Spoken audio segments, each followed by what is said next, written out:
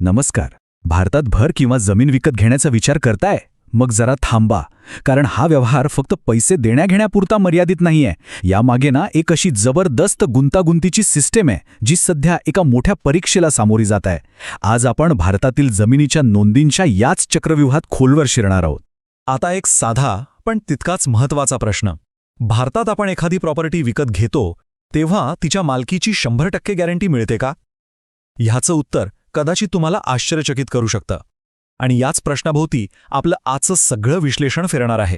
आणि हो, ही चर्चा आपण काही उगाच करत नाहीये, कारण नुकतंच आपल्या सर्वोच्च न्यायालयाने देशातील जुनाट जमीन नोंदींमुळे तयार झालेल्या सरकारी चक्रव्यूहावर कडक शब्दात टीका केली आहे. न्यायालयाच्या या एका टिप्पणीने या समस्येचं गांभीर्य संपूर्ण देशासमोर आणून ठेवलंय. हे सगळं प्रकरण सुरू झालं समीउल्लाह विरुद्ध बिहार राज्य या खटल्यामुळे. या एका केसच्या निकालाने 100 वर्षांपेक्षा जुन्या समस्येवर पुन्हा एकदा देशाचं लक्ष वेधून घेतलंय. आणि म्हणूनच आज आपण हा विषय इतक्या खोलात जाऊन समजून घेणार आहोत. तर मग थेट समस्येच्या मुळाशी जाऊया. ही संपूर्ण प्रणाली समजून घ्यायची असेल तर आपल्याला मालकी हक्काच्या 2 मुख्य पद्धतींमधला मूळ फरक समजून घ्यावा लागेल, कारण सगळा खेळ ह्याच 2 सिस्टम्सवर अवलंबून आहे. आता बघा, इथे आपल्याला 2 मुख्य प्रणाली दिसतायत. एक आहे डीड्स रजिस्ट्रेशन सिस्टम आणि दुसरी आहे टायटल रजिस्ट्रेशन सिस्टम. एकदम सोप्या भाषेत सांगायचं तर एक सिस्टम फक्त तुमच्या व्यवहाराची म्हणजे खरेदी विक्रीची नोंद ठेवते, तर दुसरी सिस्टम थेट तुमच्या मालकी हक्काची हमी देते. आणि इथेच खरा फरक आहे. डीड्स रजिस्ट्रेशन तुम्हाला अनुमानित मालकी म्हणजे प्रिझम्प्टिव्ह टायटल देतं. याचा अर्थ तुमच्या मालकीला भविष्यात कोणीही कोर्टात चॅलेंज करू शकतं. याउलट टायटल रजिस्ट्रेशन तुम्हाला निर्णायक मालकी म्हणजे कन्क्लुसिव्ह टायटल देतं, ज्याची गॅरंटी खुद सरकार घेतं. आणि दुर्दैवाने भारतात आजही पहिलीच पद्धत जास्त वापरली जाते. मग साहजिकच प्रश्न पडतो की आपली सध्याची ही डीड्स रजिस्ट्रेशन सिस्टम नेमकी गडबडते कुठे? या प्रणालीत अशा कोणत्या त्रुटी आहेत ज्यामुळे एवढा मोठा गोंधळ उडाला आहे? चला पाहूया. तुम्हाला आश्चर्य वाटेल, पण आपली प्रॉपर्टी लॉ सिस्टम अजूनही 100-125 वर्ष जुन्या म्हणजे इंग्रजांच्या काळातील कायद्यांवर चालते. 1882, 1899 आणि 1908 मध्ये बनवलेले कायदे आजही आपले व्यवहार नियंत्रित करत आहेत. या जुन्या कायद्यांमुळे काय झालंय तर समस्यांचा डोंगर उभा राहिला आहे. मालकी हक्काची कोणतीही गॅरंटी नाही, त्यामुळे कोर्टात केसचा महापूर येतो. सरकारी प्रक्रिया इतकी किचकट आणि वेळखाऊ आहे की सामान्य माणूस त्यात पार गोंधळून जातो. त्यात भर म्हणजे प्रत्येक राज्यात वेगवेगळे नियम आहेत आणि डिजिटायझेशनच्या गोष्टी तर खूप होतात, पण प्रत्यक्षात काम अर्धवटच आहे. 66%. हो, तुम्ही बरोबर ऐकलं. हा आकडा खरंच धक्कादायक आहे.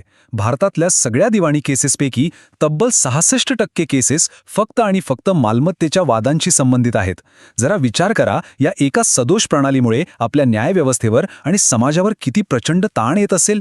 पण थांबा, सगळंच काही अंधारलेलं नाहीये. ही परिस्थिती बदलण्यासाठी प्रयत्न सुरू झाले आहेत. सरकारने यावर तोडगा म्हणून काही महत्त्वाचे डिजिटल उपक्रम हाती घेतले आहेत, जे आधुनिकीकरणाच्या दिशेने टाकलेले एक मोठं पाऊल आहे.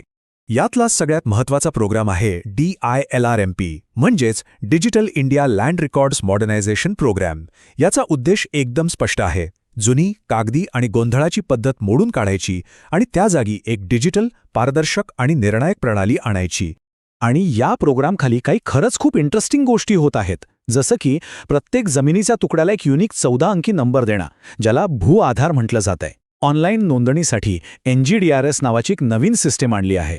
इतकंच नाही तर कोर्टांना जमिनीची खरी माहिती रिअल टाईममध्ये मिळावी आणि रेकॉर्डचं 22 भाषांमध्ये भाषांतर व्हावं याचीही सोय केली जात आहे.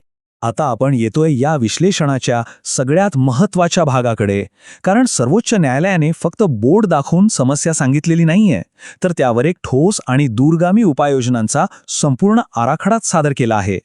न्यायालयाने एक स्पष्ट 5 कलमी कार्यक्रम सुचवला आहे. पहिलं, सरकार हमी असलेली निर्णायक मालकी प्रणाली लागू करा.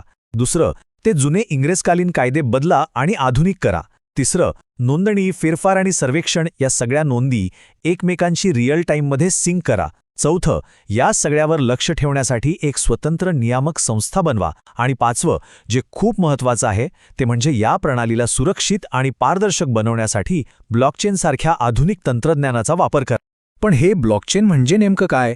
सोप्या भाषेत सांगायचं तर हे एक असं डिजिटल खातेवही किंवा लेजर आहे, ज्यात प्रत्येक व्यवहार एकापाठोपाठ एक ब्लॉक्सच्या साखळीत जोडला जातो.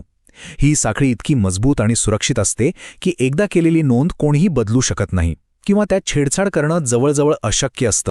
आणि आता विचार करा, हेच तंत्रज्ञान आपल्या जमिनीच्या नोंदीमध्ये काय क्रांती घडवू शकतं. यामुळे एक अशी प्रणाली तयार होईल जी पूर्णपणे सुरक्षित, पारदर्शक आणि हॅकप्रूफ असेल. जमिनीचे नकाशे, सर्वेक्षण आणि महसूल नोंदी सगळं काही एकाच ठिकाणी जोडलं जाईल. फसवणुकीला आळा बसेल आणि लोकांचा या संपूर्ण प्रणालीवरचा विश्वास कैक पटींनी वाढेल. तर आपण समस्या पाहिली, सिस्टम समजून घेतली आणि त्यावरचे उपायही पाहिले. पण या सगळ्याचा आपल्या आयुष्यावर काय परिणाम होणार?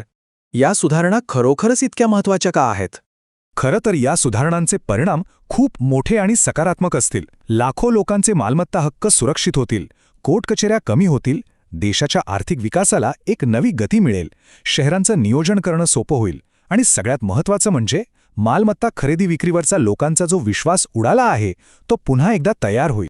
तर मग शेवटी प्रश्न हाच आहे की एक डिजिटल खातेवही भारताच्या जमिनीची खरी ताकद जगासमोर आणू शकेल का? सर्वोच्च न्यायालयाने दाखवलेला हा मार्ग फक्त कागदावरच राहणार की तो प्रत्यक्षात उतरून करोडो भारतीयांच्या जीवनात एक मोठी क्रांती घडवणार, हे पाहणं महत्त्वाचं ठरणार आहे.